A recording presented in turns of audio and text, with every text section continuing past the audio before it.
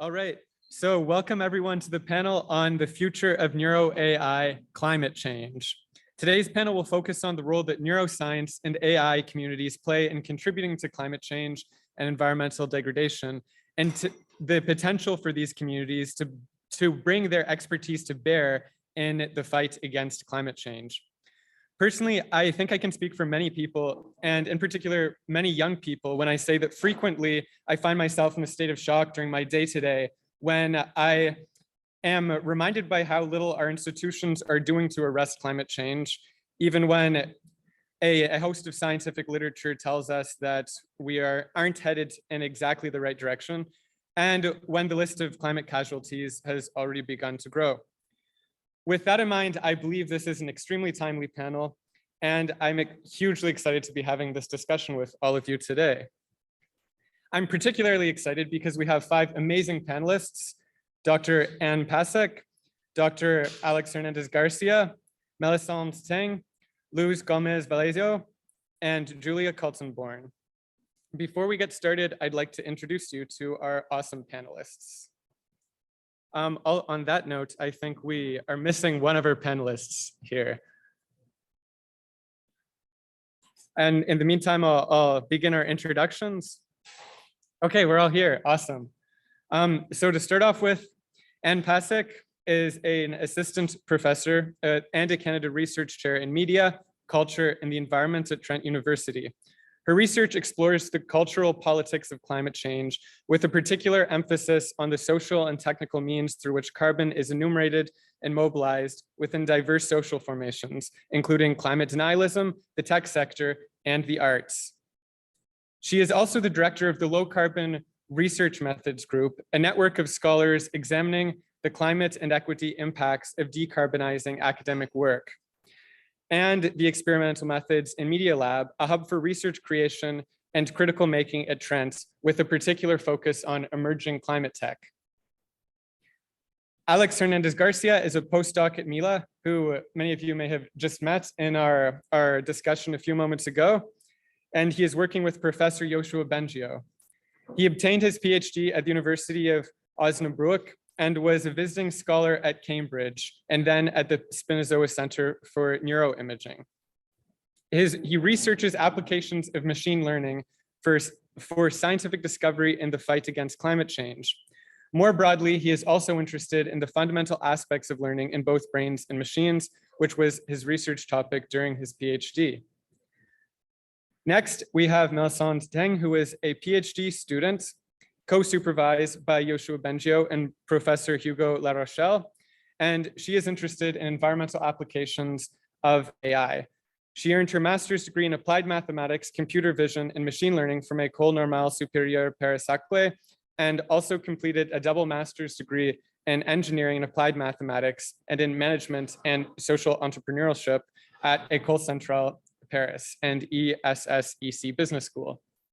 She is passionate about using AI as a tool to tackle societal changes and was a 2018 Data Science for Social Good Fellow and a 2019 Voting Rights Data Institute Fellow.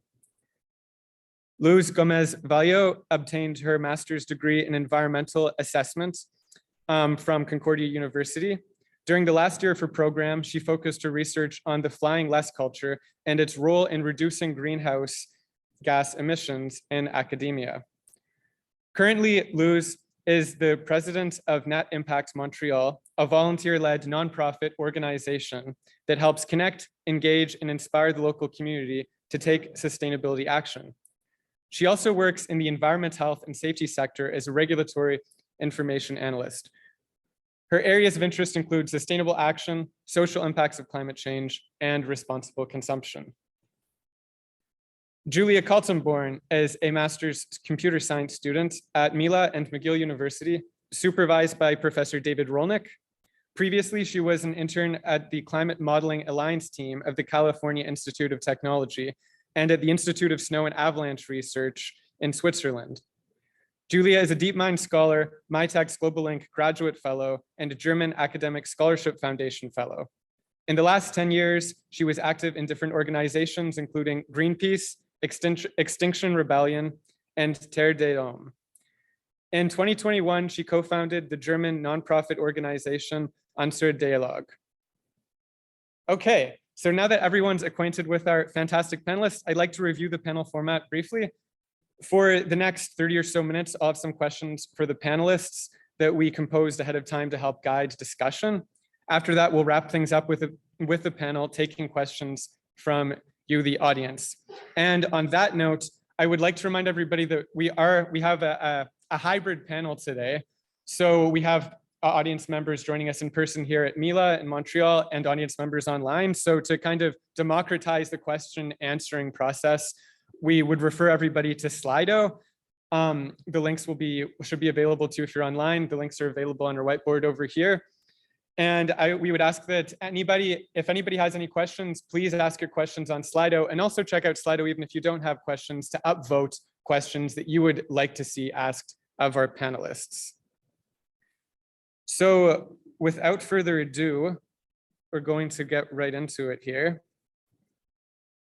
So I'd like to start things off then, just asking kind of more targeted questions to each panelist to I guess, introduce everybody a little bit more, and to kind of get a sense of where things are going to go today. So the first question I'd like to ask is to Alex. So I know, Alex, you have a history working in neuro-AI, but more recently moved into climate AI research. And I'm curious, given that we're in a neuro-AI conference here today, I'm curious how your neuro-AI background informs your work in climate AI today, and what motivated the change. Very good question. Thanks, Zeke. So, I mean, there's many different ways in which the neuro-AI background helps, but I would highlight mostly, everything that I have learned about learning in general, both in brains and machines, definitely help. It's kind of an obvious answer to give, like how we can use that for material discovery, for example.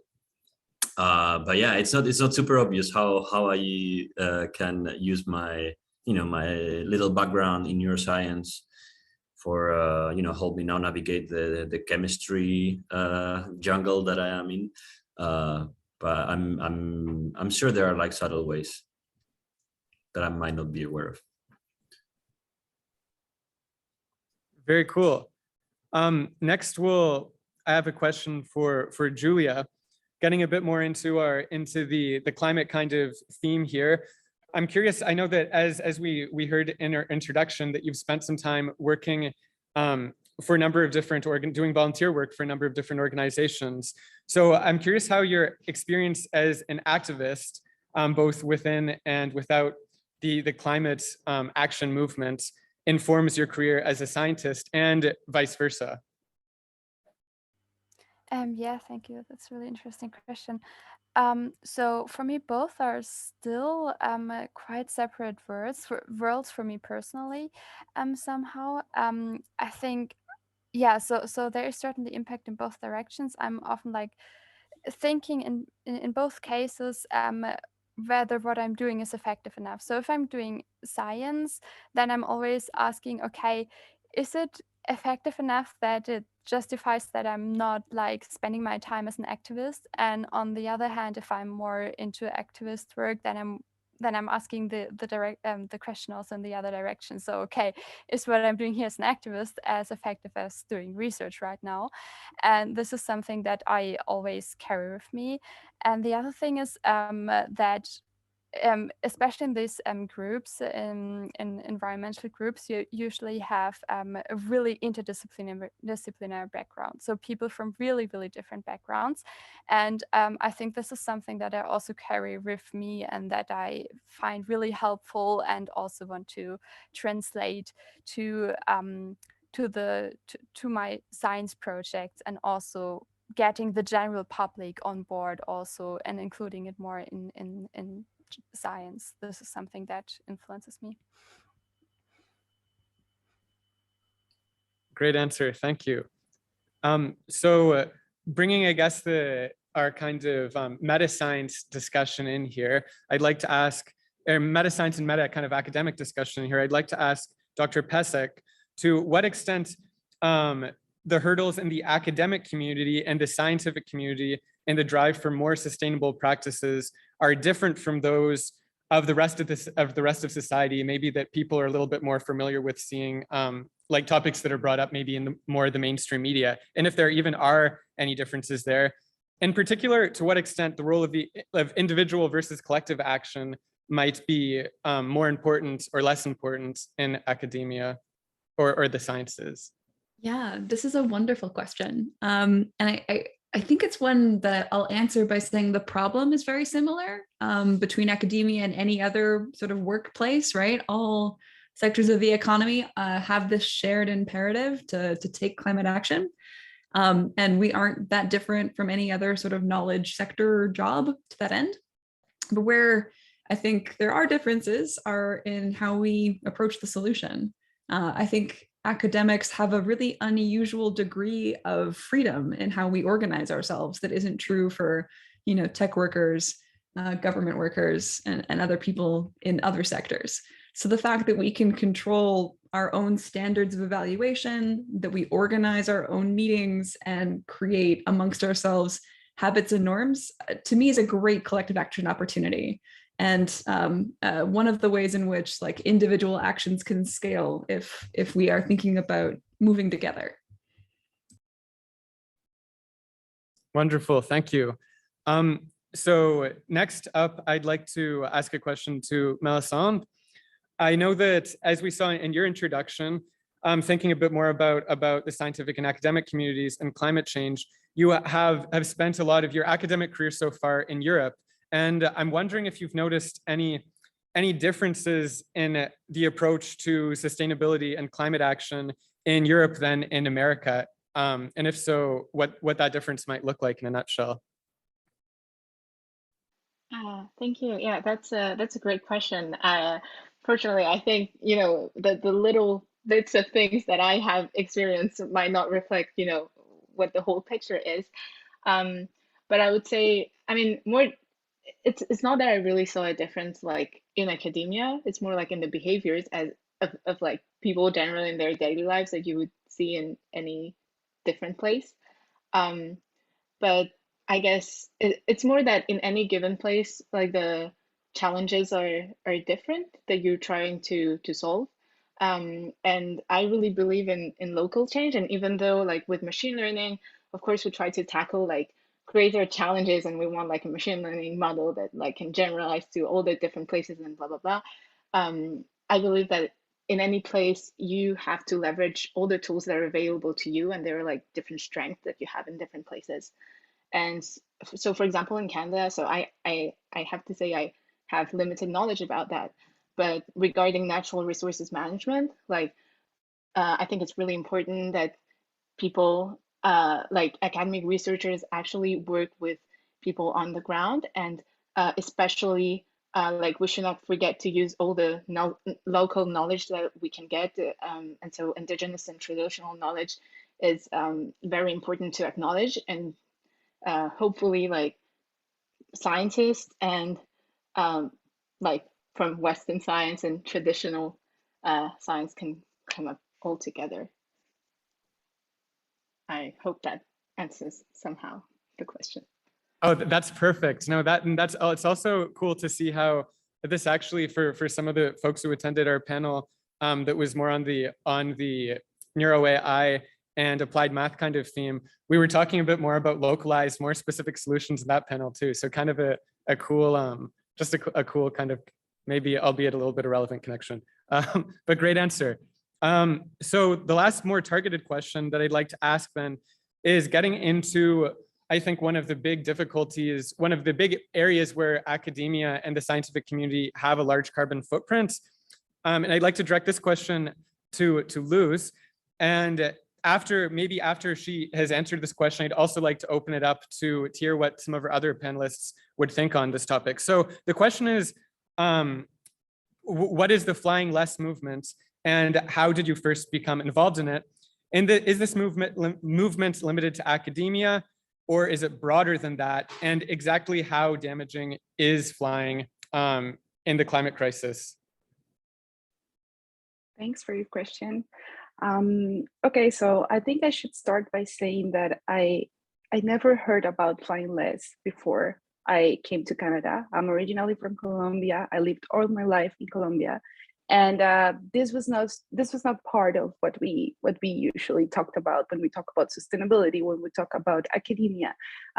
This was not part of our daily conversations, and then you realize that it is not part of your daily conversations because it's not something that happens often. 80% of the world population has never flown in the past, for instance. So I think that the first time that I heard and started to be involved with flying less was when I joined the Climate Emergency Committee at Concord University. They were the ones that were trying to implement the flying less policy at the Department of Geography, Planning and Environment of the university. And this was the first time that I heard about it. And ever since then, it was a subject of interest for me. And then I just had the opportunity to join Professor Sebastian Kaká during his research. And I started to, let's say, try to bring this research further with him. And this was kind of how it started. So I would say that no, this is not only related to academia. Flying less is something that in a small scale, it can be implemented by anyone here. And in the big scale, it can be implemented by government, by policy, by any kind of change, right? I think that's it for now. Maybe that answered all your questions or not, I am not sure. Oh, that's perfect. Thank you. I guess that the last kind of component of that was for some folks maybe in the audience today who are less familiar with the impact, I guess, of flying on climate change and on global greenhouse gas emissions. I'd be curious if anybody has any kind of comments to illustrate that for our audience here. Yeah. Wait in, or do you want to go, Liz? No, sure. Go ahead, please. Oh, so one stat that sort of stuck in my mind, I think comes from a study of the geography department at the University of British Columbia. And there's ways in which like being a geographer has its own particularities, other ways in which many academics, regardless of what you study, follow into similar patterns of activity. But they estimated that for professors, their air travel related emissions were somewhere between 1/2 to 2/3 of their work related carbon footprint. And that's like a kind of mind blowing figure because it sort of points to this as a particularly acute thing that needs to be addressed. So per your earlier question about like individual versus collective actions, right? Like we care about actions that have impact, and different individual behavior questions are going to matter more on that scale. And flying is really clearly an acute area of concern, and also one where there is no long-term decarbonization pathway, right? There's a lot of speculative questions around fuels that don't really have solid answers.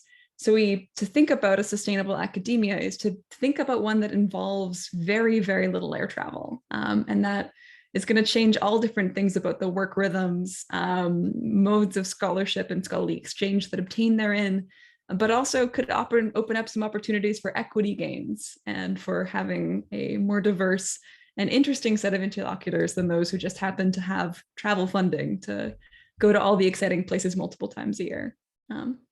I'll stop there. And go ahead, Luz. I see you have your hand up there.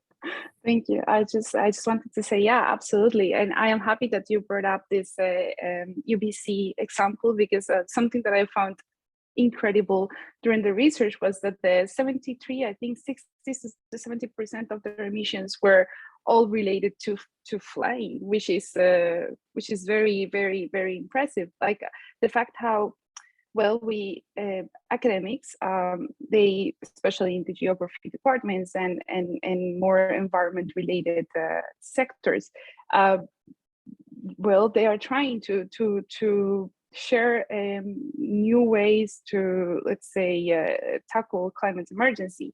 And then you also have to be able to talk the talk and walk the walk, right? Be an example of what you are already saying that needs to be done. And yeah, I will stop there, I think. So. If, I don't know if I may yeah, add a little bit, oh, sorry. no, I was just going to say, yeah, go ahead. If anyone else wants to jump in here, that's Yeah, no, that's just quickly, I was thinking, reviewing like numbers and so on, like just to illustrate, I think, for example, the carbon emissions of an average car during a year are almost about the same of a round trip flight from London to San Francisco, which is a pretty long flight. So that's a whole year of a car. So it's quite a lot.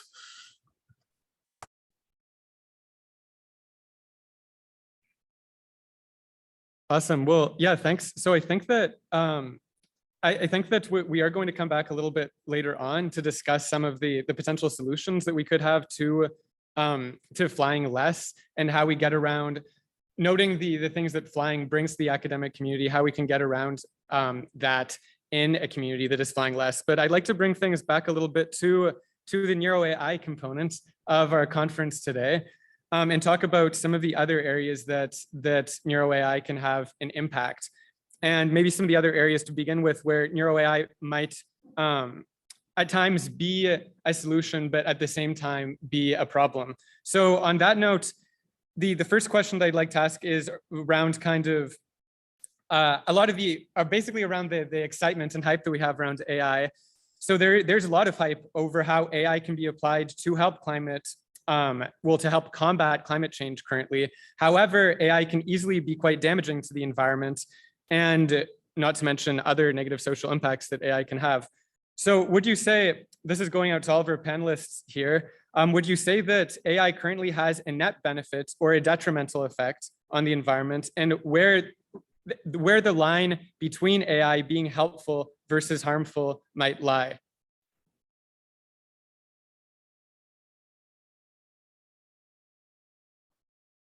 And this is a big question, so feel free to give big kind of speculation kind of answers on this. And go ahead, Dr. Pasek. Sure. This is a lovely question, because I think currently my suspicion is that it's not answerable, at least with any kind of precise empirical measure. In some of my research, I look at the difficulties of carbon footprinting in ICT more broadly. And although you can find many studies that take a swing at answers, there are just a lot of incommensurabilities and no consensus about the right way to do this. And the particularities of it really do run against, it seems, some intractable problems in getting access to that data. And to narrow that down to AI and climate, I mean, I'm sure we can find some numbers where folks are showing a net benefit or showing a net negative, but I think practically we have to sort of proceed under the assumption that we don't and can't be super certain.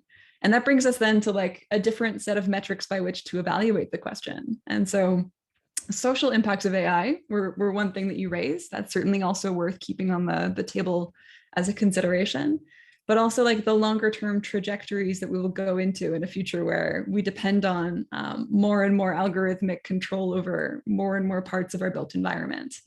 And there's ways to do that bad. There's ways to do that really well. I suspect that in the coming decades, much work and contestation and really difficult conversations will be had in setting those parameters. But much will depend on whether or not we are kind of growing or adopting more of a degrowth orientation towards computing in general. So you can sort of imagine like a minimal set of parameters for finding those efficiency savings in building heating versus rather maximalist ones that spiral out of control in a different way. Jevon's paradox is tricky here. So I'm smiling in part because I'm excited to hear my co-panelists' answers, because I think it's a tricky one. Yeah. And could you, some people in the audience might not be familiar with what Jevon's paradox is. So I was wondering if you might be able to define that, or if somebody else would like to take a crack at it. I'll give a super brief account. So Jevon's paradox is when you increase the efficiency of a resource, but rather than that reducing the overall consumption of the resource, it might actually increase, because more efficient things are sometimes cheaper or easier to add. So aggregate demand is a different question than the efficiency of use. And so we can pursue a very efficient politics of compute allocation, but still have that aggregate demand part spiral out of control. So keeping a clear eye on both parts of the problem, I think, will be really, really key to wayfinding here. Super cool. Does anyone have an example of Jevon's paradox? Because I found as well, for me, the first time I heard of it, an example was super helpful here.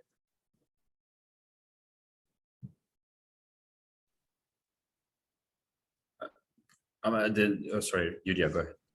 Yeah, I can try to give an example. For example, like not AI related, but what happened is that, for example, it was shown like years back that for a car you can use a lot less fuel than you used to use, and they were hoping, of course, that cars would use less fuel then. But what happened is that the cars got bigger and bigger because now you could build them bigger because you need less fuel than before. So this is maybe like one of the classic examples, and this is what actually happened, and it happens in a lot of different areas. Yeah. Go ahead, Mélisande. Yeah, maybe I can give an example like related to climate solutions. So, for example, when people do tree planting to offset their carbon emissions, actually sometimes if you plant like the same type of tree, it can like kill all the biodiversity in that place. So that's really bad in the end. And sometimes like it's also in places where these trees like will die after some time because they're not meant to be planted there. So hopefully that illustrates the paradox. Awesome, thanks. Yeah, and so coming back, I guess, kind of to the question about the net benefits or the positives or negatives of AI. I'm curious if anybody else has anything to contribute here.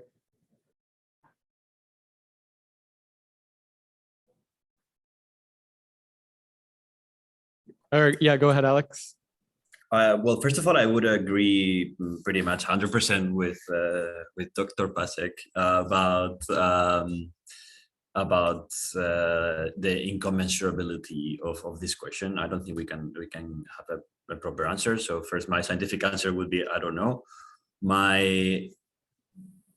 Maybe just for the fun of it and being controversial, my hunch is that currently the net benefit would be negative. So no benefit. I think we're currently doing I was going to say doing more harm than not. Maybe that's too strong to say, but I have the hunch that we're wasting a lot of resources in what we do with AI, just because there's little organization, there's little cooperation in reusing, in sharing resources and so on, and there's a lot of to me, just my opinion, but a lot of not so beneficial applications and research directions. And what I would add to that is that I do see a huge benefit and potential for the future. Otherwise, I should stop doing what I'm doing. But I think currently we are falling short.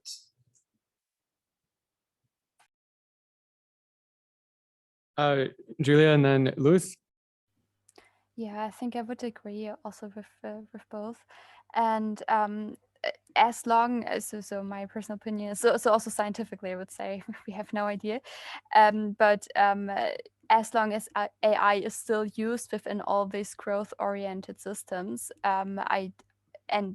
I think at the moment it's much more used in these systems than in purely, I don't know, sustainability targeted applications. And as long as we're in this state, I think the benefit will be, yeah, the net effect will be negative at the moment. So my knowledge of AI is limited, and I would say that from what I can understand and what I've seen and what I've kind of discussed with other colleagues is the fact that in order for a digital or artificial intelligence and any kind of digital solution can be a possibility, it also has to be accessible. Like it doesn't have to be only something that is accessible to few, or that is it's supposed to help in a way that maybe other communities, they won't be able to kind of appropriately implement or use it or learn from it. And I would like to come to something that Mélisande mentioned before, and it's about getting to understand the traditional or indigenous knowledge, or getting to know how we can also give access to other communities about digital solutions. We could even talk about decolonizing the information in a way that, yes, digital solutions, they can be a good way to decolonize that information, but also how are we going to make this information accessible? And this is my opinion on it. I have no knowledge on AI so far, but yeah, that's what I wanted to add.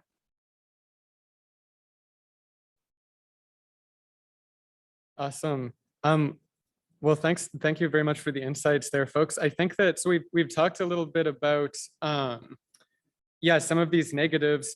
I guess I'd like to start getting into maybe potential solutions for, if we recognize that there are these downsides to AI and to neuroscience, for example, flying, for example, in the case of large computational models, the compute. I guess we haven't talked about this in depth, so I would just give an introduction to this question, but to provide a little bit of background on the compute side of things for people before we get into talking about solutions. But maybe we'll not dwell on the question in particular. But I guess from what I've seen in the literature, one of the biggest downsides of neuro-AI type research for the climate is if we're not thinking about the social implications, if we're just looking at the climate, it's the compute that you're using for large scale computational models in neuroscience or in AI. So particularly in AI, when you're running expensive simulations or training large scale statistical models on computer clusters, for example, to kind of illustrate this, depending on the energy source of the electrical grid that you're using, training a large computational model can produce hundreds of tons of CO2, which, to put it kind of in perspective, a single transatlantic flight produces about 1 ton of CO2 on average. There are varying statistics, but from what I've seen, and maybe people can correct me on this, from what I've seen, the average human produces about 4 tons of CO2 in 1 year, in comparison to hundreds of tons being output from the training of a large scale network. So I'm wondering, getting more into solutions then, if we recognize that if you're doing statistical analysis of your neural data and you're using a big AI model, or you're training a big AI model in the AI community itself, what are some examples of solutions to this large energy intensity that we're seeing here? What are some examples of good solutions? What are some examples of maybe solutions that you see as false solutions? I know sometimes people might talk of carbon capture or carbon offsets here. I'd just like to open that up for people to add kind of thoughts to.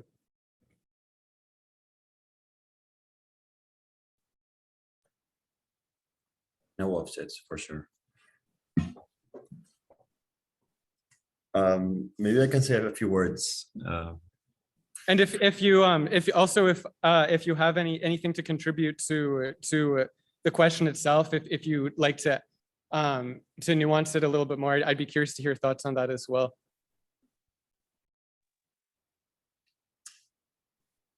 Should I go? Okay.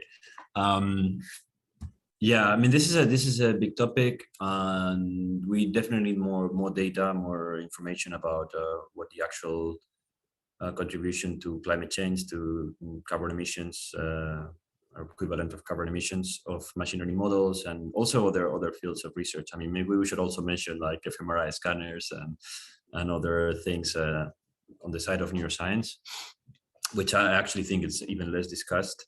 I am definitely against wasting energy, obviously, and I believe this is the main issue with training very large models without having a proper idea of what the outcome and the use and the benefit of that will be. But I also want to mention that to be fair in the discussion, yes, there are a lot of machine learning models that require like huge servers and a lot of training time, and that emit a lot of carbon emissions, like you mentioned. But it's also a minority. I recently contributed to a paper where we analyzed the carbon emissions of machine learning models, and it's just a handful of them that are over 1 ton of CO2 equivalents, and the majority are below that. So that's something that we also have to take into consideration. So we are not everything we do in a server is requiring a lot of computation. And maybe just to finish my comment about potential solutions. Well, one thing we mentioned as conclusion in this paper is kind of borrowing the triple R thing, from the reduce, recycle, and yeah, reduce, recycle. Oh my god.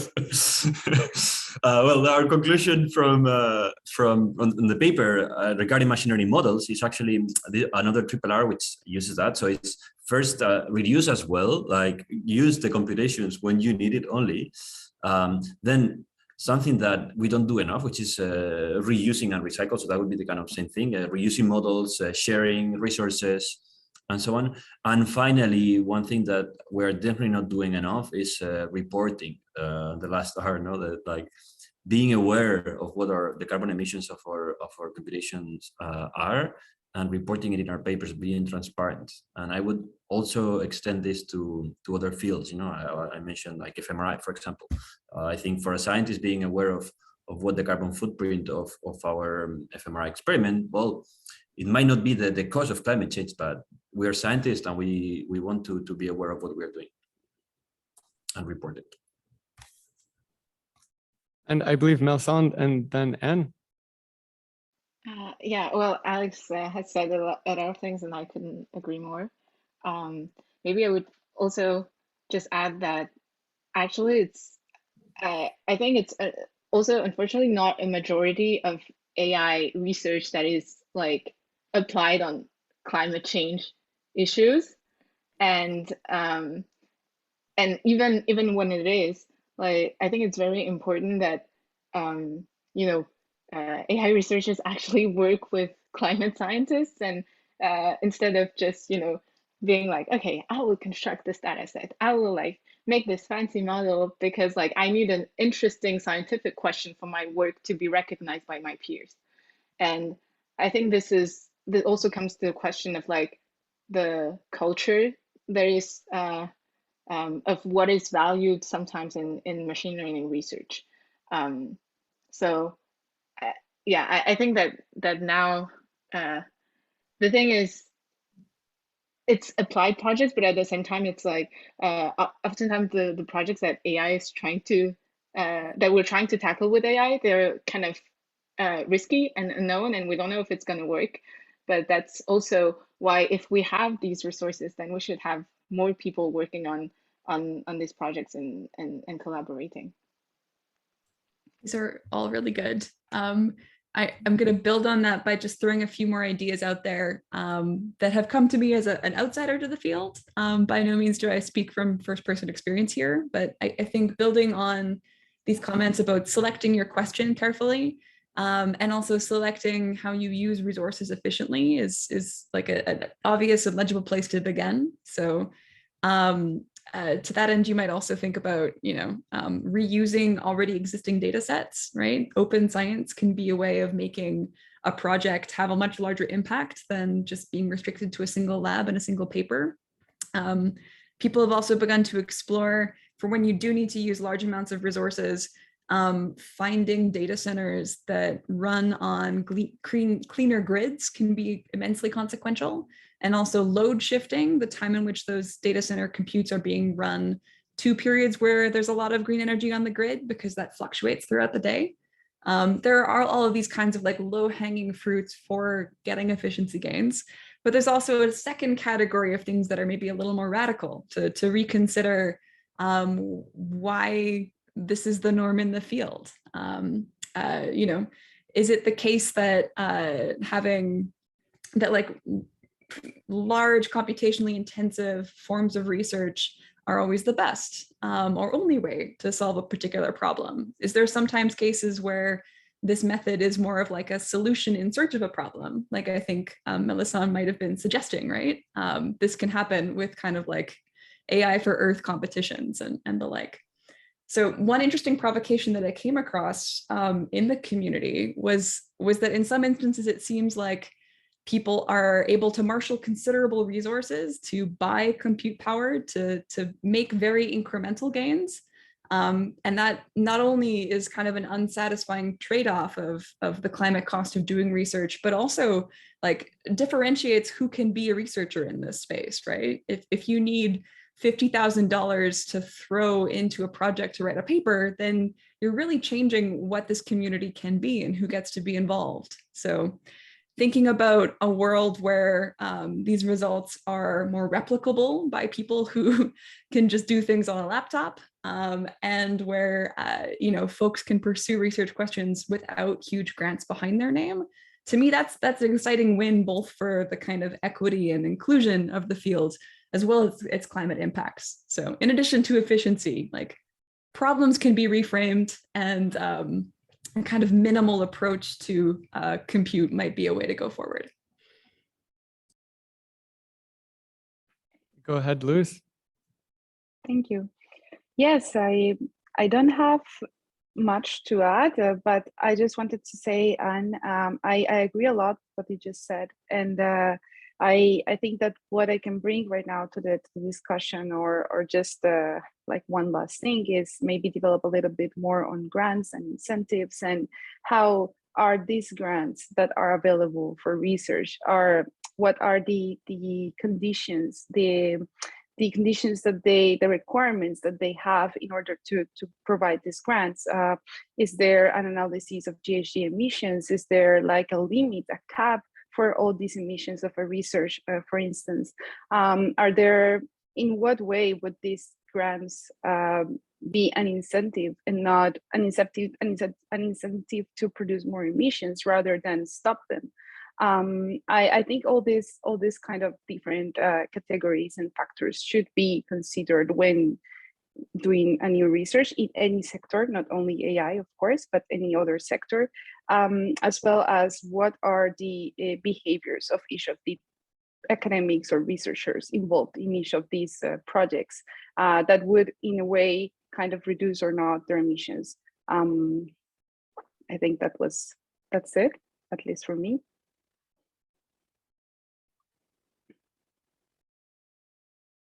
Super cool. Thanks for the great insights there again. I would like to chat a little bit more about, I guess, the kind of community, and about maybe thinking about the large scale academic and scientific communities now. So harkening back a little bit to our flight discussion, during the pandemic, we have gotten used to doing things online virtually. Considering that online hybrid events enable more people of diverse socioeconomic backgrounds to attend and are less environmentally damaging, should we continue with virtual and hybrid formats post-pandemic, recognizing some of the constraints that these certain aspects of this might put on scientific dissemination of information and interaction? And if so, which features of our pandemic behavior should we keep, and which features should we change?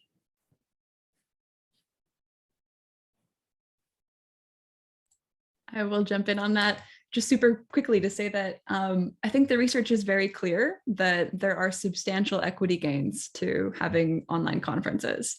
But that doesn't mean that they are, as currently exist, a sort of perfect thing. They're really relatively new. And so I think there are some, what you would expect, right? Like design problems to continue to mull on, to find ways to exchange and network and make friendships in more rich and sustainable ways than we've currently done on Zoom, right? We may need to switch platforms, we may need to change formats and be a little bit inventive on that front. But yeah, I think it's got to be a keeper. And I'm excited to hear what other folks think.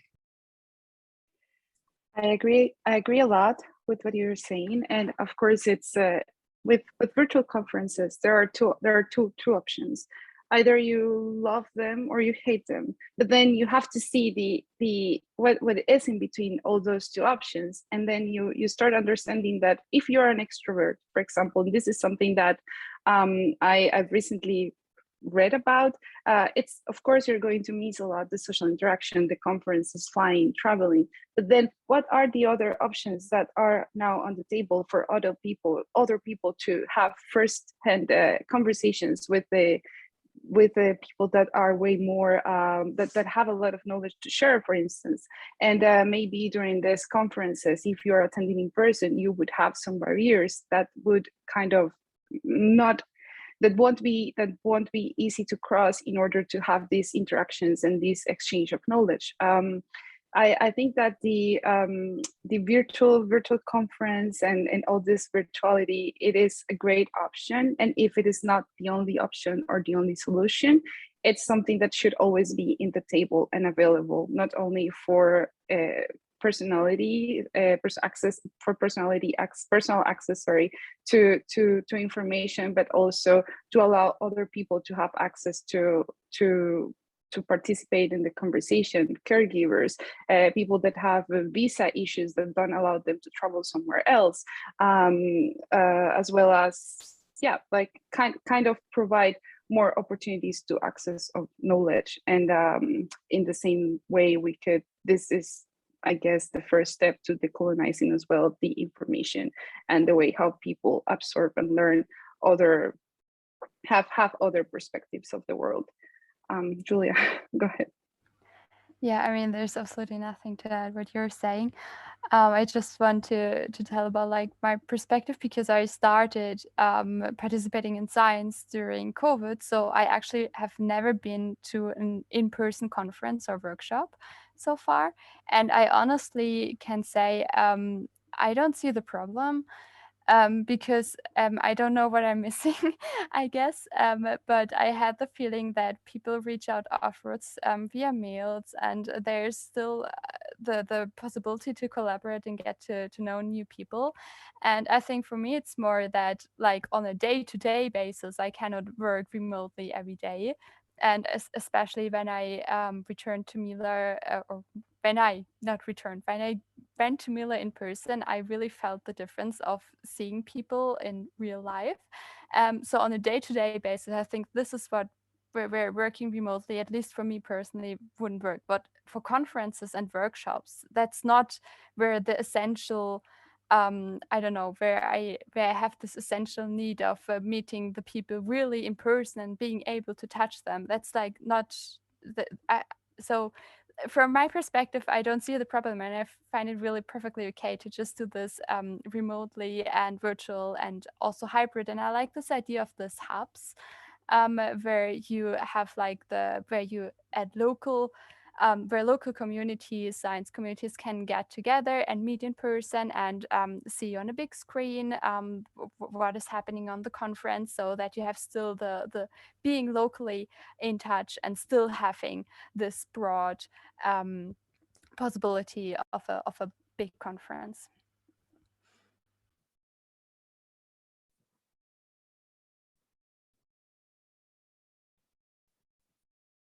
Great ideas all around, I think. So I'm going to move on, and I'm feeling kind of cognizant of time here, to some of the audience questions. So a big question that people are wondering is, what research topics can a neuro-AI researcher work on to positively impact climate change? So if we're thinking about solutions kind of coming from, I guess, a research perspective.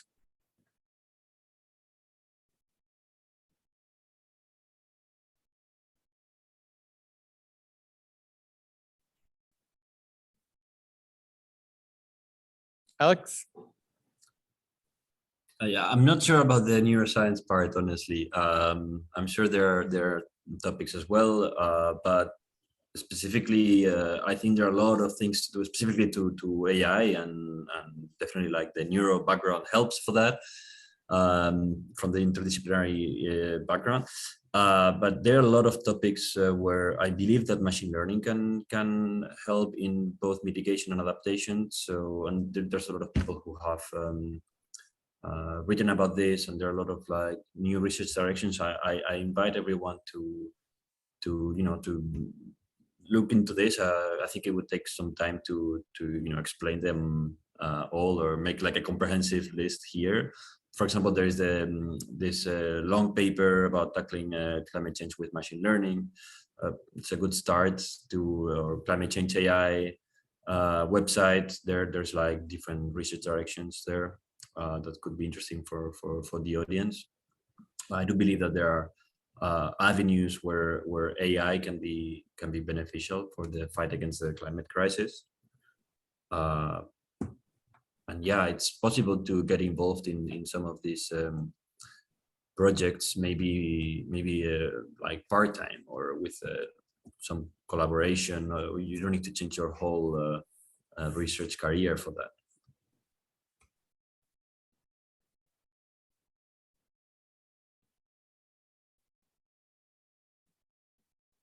Then I might so I might try to blend together, and I know that we're coming down to some of the last minutes, so I might try to blend together some questions from the audience that are on a similar note and one of our pre-compiled questions.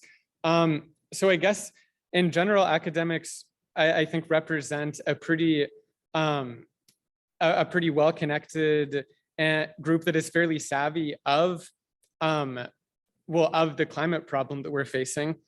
So how can academia use its kind of science savvy, well-connected kind of position here to potentially influence society in a direction of positive change with regards to the climate crisis?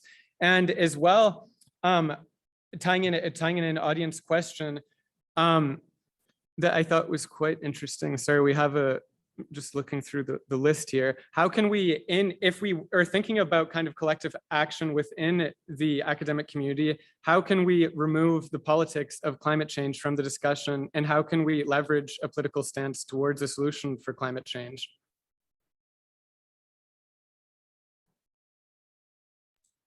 Yeah, I think, there's different ways of approaching it. And not to say I think that's like a necessary kind of part of it. There is no one singular like set of actions that's going to set us on the right path irrevocably and usefully, right? Moving things through a plurality of modes is going to reach different people, plant different seeds, and pay dividends on different scales of the future.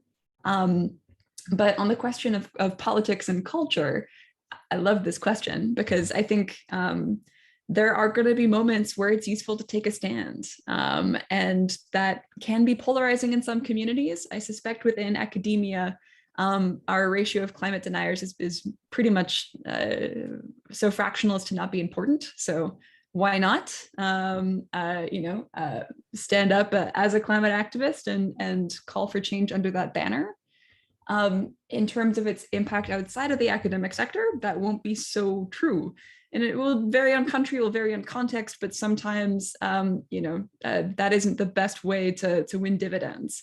And there, I suspect the kind of cultural example we can set in academia might be the most persuasive way. If we just normalize different ways of exchanging ideas across space, if we normalize different approaches to constructing algorithms, testing them, vetting them, and building them, that will kind of pull the rest of society in a positive direction. So two ideas, not definitive, but maybe usefully so because of that reason. Julia? So yeah, also maybe going to that cultural question, I think the best way to remove the politics from this question is removing it yourself, because I mean, when we are in a crisis situation, we usually don't see it as something political, and the fact that we see it now as something political, I think it's important to not keep like the general public responsible for it, but accept, like, especially maybe from a neuroscience perspective, accept that that there's a cognitive dissonance, and that there are biases, and that there's stuff happening in order to cope and deal with the situation.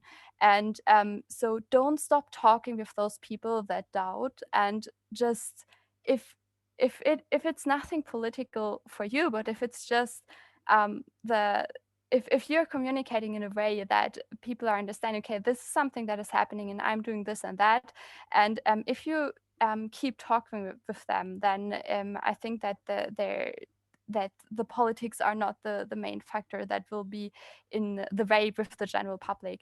But of course, like on this other side of as a science community being in between industry and government and general public, we are the ones who are, as you said, in the ideal position to bring together these different parts of our society and have a dialogue. And I think we are the ones that are really the ones who can do this best. And I think that's also our responsibility to bring these parties together. And yeah, I think that's like the main point I want to make. Luz? And then, thanks. And then there is the individual action, right? Policy, politics, government, that will always be there. Sometimes we will be able to change it. Sometimes we will be able to do something about it. Sometimes we won't.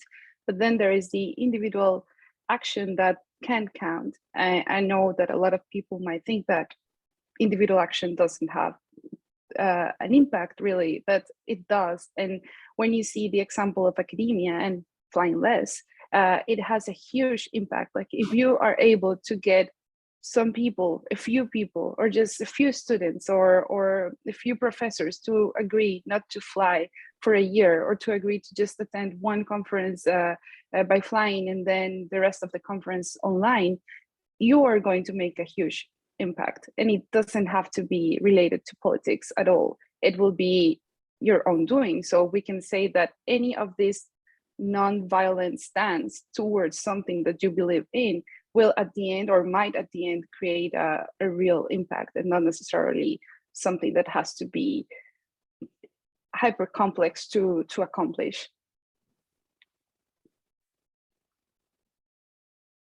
Awesome. Yeah, Julia, back to you. Yeah, sorry, just really shortly. So if anyone is interested, there's a possibility, for example, to go transatlantic, not by airplanes, but by ship actually.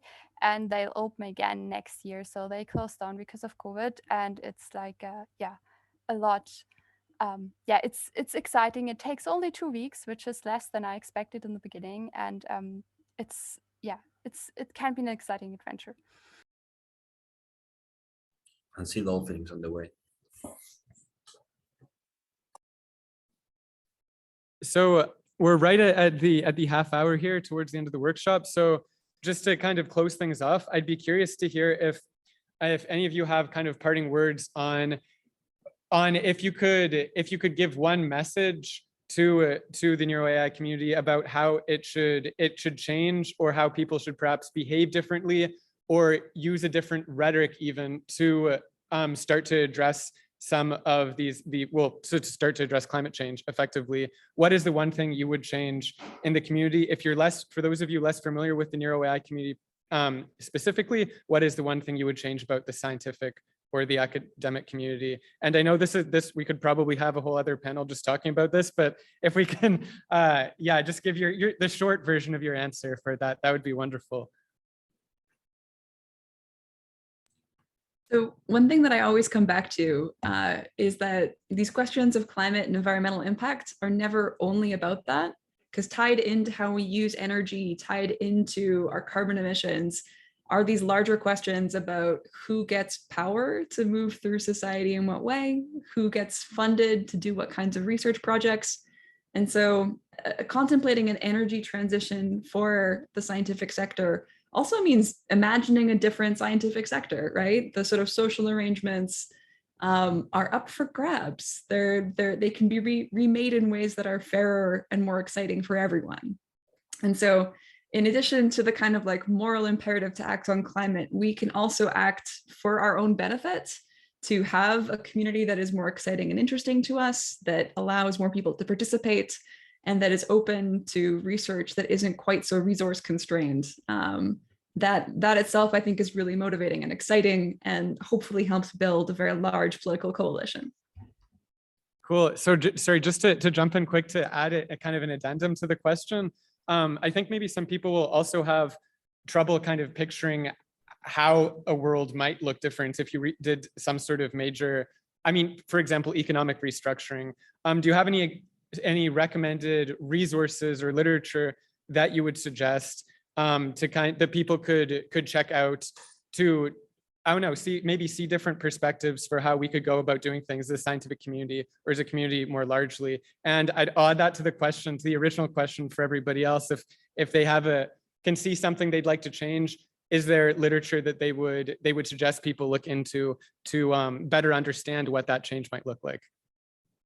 Yeah, I will into the chat slide a link to a really, really short commentary piece that I wrote that basically asks, what would your life look like if you could only get on a plane once a year? What would have to change to allow you to continue to have collaborative relationships to do the work that you want to do? I think we could also add, some sort of interesting compute limitation, like what would your life look like if you only had a certain number of kilowatt hours to spend? How would you spend them differently, and what would change about the community because of that in a way that isn't just a kind of austere doing less with less, but building a different kind of way of moving through the world?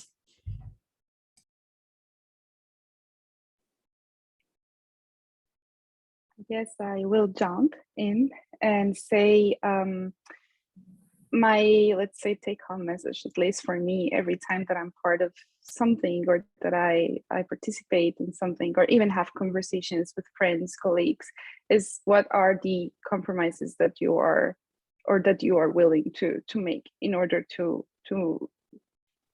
kind of make an impact in any way. You don't have to start all in if you don't feel that that's what you want to do. You don't have to say, oh, I will cut all my waste, or I will cut all my flying, or I will do this, and that's it. You can start with small steps, and those compromises will slowly but surely get you somewhere. I am sure of that. I think that another thing that helped me at least a lot was the fact of asking the same question several times. In what way what I'm doing is impacting the world that I live in? How my daily activities impact what I do, and this transfers to my research, to the way how I experience the world. So maybe this is something that could help. And in terms of resources, I will add to the chat a podcast that I recently found about the Flying List by Oxford University. It's very fun to read, to listen to, sorry. And I'm sure you're going to enjoy it. They provide a lot of different conversations and views on how academics can fly less, or whether this helps or not to their development as researchers. So yeah, that's it for me.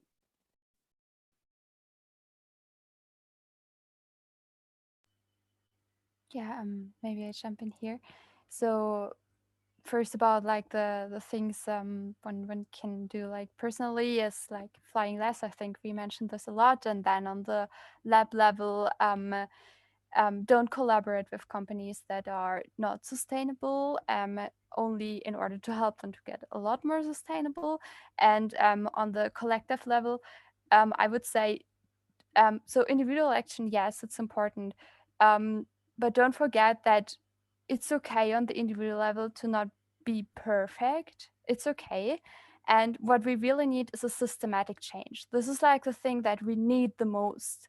And this is what will change the most. And for this, what is maybe really nice to hear, I don't know, at least the Extinction Rebellion, they always said that you only need 3.5% of a society to really be into a change in order to promote this change and get there. So this is not so many people that would be needed. And I think getting these people active and also get them on the streets and showing the governments that this is what we want as a complete society, not only some maybe climate scientists that are really into it.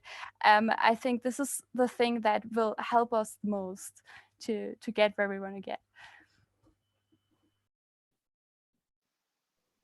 Oh, this was so eloquent. I'm just going to add a short, very, very short thing, because I think you have said it all. I think as students, oftentimes I mean, I hear a lot of students who are like, okay, how do I work on a project related to environmental challenges? Well, actually, just express that you want to work on that and do it. It's not that we're not short of projects related to climate change. Like, I think there is enough research to be done, and in all the fields that you can imagine, because we need like everybody around this this topic. So yeah, just I think, and even for example, like personally, my supervisors, one of my supervisors wasn't necessarily working on projects related to climate change, but he's been great and very understanding. And you know, when I said, okay, I actually really care about that, and that's what I want to do, then he was really supportive. And I'm sure that there will be a lot of people who can support you if that's the kind of work that you want to do. And so for me, I think if I have to summarize a bit what I have been saying, I would come back to this triple R thing slogan that I used before. No, as a scientist, well, reduce. It's not just reducing by itself, but also because it implies thinking and learning and getting educating oneself to know how to do things in a different way. Reuse and recycle, sharing. It comes to sharing and yeah, like using better our resources. And finally, reporting, because that's also a way, I think it's a responsibility, but also a way to making people aware as you of what you did. And then as a resource, one thing I wrote in the chat, so for the in-person audience, one book I really recommend is Braiding Sweetgrass by Robin Wall Kimmerer. I think the subtitle is Indigenous Knowledge or Indigenous Wisdom, Scientific Knowledge and the Teachings of Plants. It's a great book, I think, for in general, but especially as a scientist, it's quite insightful. It's very insightful and a fantastic read. Fantastic. Well, thank you so much, everybody. I know that we're a little bit over time, and yeah, just to give a bit of perspective there, we only scratched the surface of the questions that the organizing committee kind of prepared ahead of time, and only scratched the surface of the questions that we were getting from the audience. There's a lot of awesome, and I think that's a great thing because there's just so much to discuss here. And I think that this is a conversation that will have to go on, but that's all for our panel today. So huge round of applause for our wonderful panelists.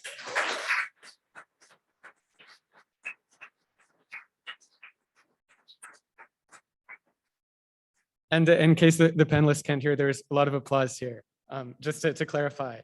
So thank you so much for coming out, everybody. And this concludes the last panel of the last kind of main event of the Unique Student Symposium 2022. So we will say goodbye to the panelists. Thank you so much again. This was a pleasure. And I'll have some closing remarks for everybody else. Donc, on arrive enfin à la fin du symposium étudiant unique. Avant de clore l'événement, j'aimerais prendre le temps de remercier tous ceux et celles qui ont permis de rendre possible ce symposium. Donc, tout d'abord, j'aimerais remercier les FRQNT pour le financement qui a rendu possible cet événement, ainsi que le Mila pour nous avoir accueillis. Nous voulons également remercier tous les gens à Unique qui ont permis de rendre l'événement possible, soit Joséphina Rossel et Karim Gerbi, ainsi que le comité des affaires étudiantes, donc Andréane, Pravish, Charlotte et moi-même.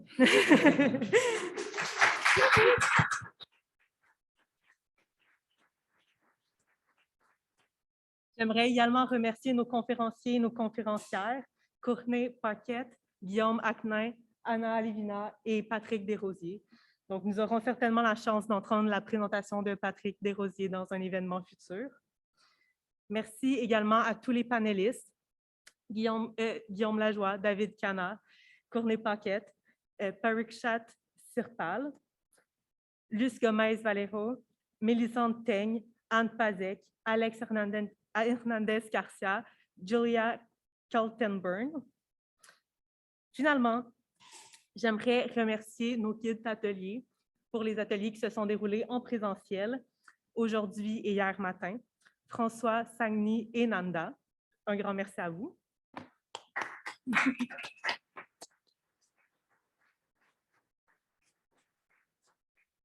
Je souhaite également remercier toute l'équipe organisatrice de l'événement. Pune, Zik, Philippe, Nanda, Eddie, Quentin, Teresa, Akram et Léo. Merci beaucoup à vous.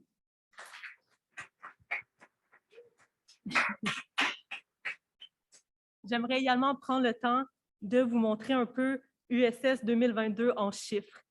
Donc, nous avons vendu 33 billets pour l'événement en personne avec un taux de participation de 85%, ainsi que 121 personnes qui se sont enregistrées pour l'événement en ligne, des personnes provenant de différents domaines, ainsi que différents endroits dans le monde. Donc, on peut voir la carte des affiliations des gens. Donc, c'est génial. Aussi, j'aimerais aussi prendre le temps de montrer certains moments de l'événement. Donc, des moments de la première journée ainsi que de la deuxième journée. Donc, je finis ce discours en vous disant que nous allons avoir un pré-social qui va suivre le discours de fermeture, donc à l'Agora Café pour les gens en présentiel, qui sera suivi d'un événement, d'un social au Saint-Houblon, proche du Mila. Donc, si vous voulez vous joindre à nous, faites-le nous savoir. Et finalement, en ce qui concerne l'idée de la liste de ressources de lecture qui a été soulevée lors de notre dotmocracy improvisée précédemment, nous avons fait un lien Slido que vous pouvez voir au tableau. Bon, oui, désolé. Donc, vous pourrez soumettre vos ressources et nous allons les mettre disponibles sur notre site Internet. Donc, en espérant vous voir l'année prochaine pour la 4e édition du symposium unique. Voilà, we're already at the end of the event of USS 2022. There were many people involved in the organization of this event. Marie, for just mentioning all of them who helped to organize really such a nice event. And I also would like to thank them all. Again, really, thank you very much. So we're going to wrap it up now, and we will start with a very small pre-social. So we're going to have some cookies at the Agora.